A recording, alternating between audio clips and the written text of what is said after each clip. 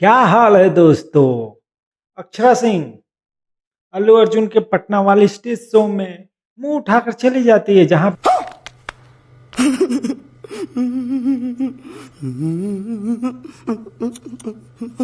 पर trailer lunch होने वाला होता है पुष्पा 2 का। उसमें मुंह उठाकर चली जाती है और उसके बाद उसमें क्या डायलॉग बाजी करती है। समझ के फ्लावर समझाए क्या? मैं फायर है, फायर पटना की फायर। जब अक्षरा सिंह को कोई अल्लू अर्जुन की टीम की तरफ से उनको कोई रिस्पॉन्स नहीं मिलता है, कोई रिएक्ट नहीं करता है, तो खुद अक्षरा सिंह जाकर अल्लू अर्जुन से बात करने की कोशिश करती है, ट्राई करती है। हेलो भैया, एक्सक्यूज मी, थोड़ा सा साइड तो होइए, प्रणाम तो करने दीजिए इनके अंदाज में। और पटना वाले को फिर अपना औकात दिखाती है। और सुनिए भैया, हेलो भैया, एक्सक्यूज मी, बेबी को काम करना है, हाँ बेबी को काम करना है साउथ में। जोर जोर से बोल के लोगों को स्कीमें बता दे। भोजपुरी वाले से ऑलरेडी पंगा ले चुकी हैं। जितने भी भोजपुरी के टॉप एक्टर से सबसे पंगा लेकर और अपने आप को बोलती हैं फायर पटना की फायर। और इन दोनों ने इस शेरनी का शिकार तो किया है।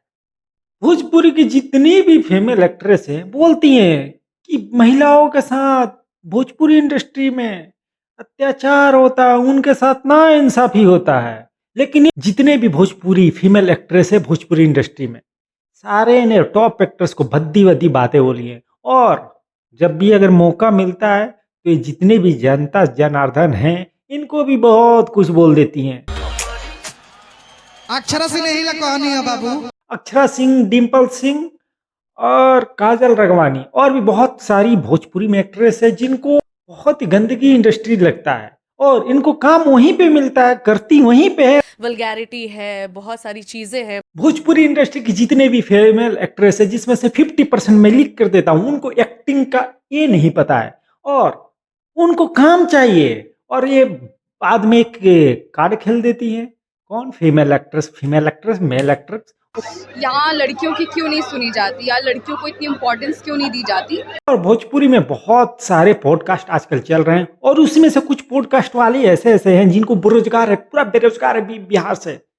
उनको पहले गवर्नमेंट जॉब का ट्राई करते हैं, नहीं जब उनको कोई जॉब मिलता है तो पूरा बेरोजगारी तौर पे उतर जाता है, पूरा नंगा नाच करने के लिए तैयार हो जाते हैं और भोजपुरी इंडस्ट्री के लिए वीडियो बनाते हैं। और उसी भोजपुरी इंडस्ट्री को जिस एक्टर का, जिस एक्ट्रेस का वीडियो बनाते हैं, कुछ दिन के बाद एक खुद भोजपुरी इंडस्ट्री को भी खराब बोलने लगते हैं कि भोजपुरी इंडस्ट्री बहुत ही गंदी है, इनसे घिन आती है। भोजपुरी वालों से तो मुझे घिन आती है। अच्छा, हाँ मैं सच बता रहा हूँ। भोजपुरी कलाकार, भोजपुरी इंडस्ट्री और भोजपुरी एक्ट्रेस घिन समझता है वो आती है।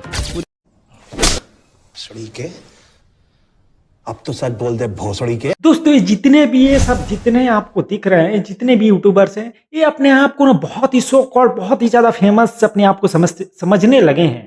दोस्तों आज के लिए इतना ही, हम चलते हैं, मिलते हैं नेक्स्ट वीडियो में। इन जैसे को लवणे न भोजन।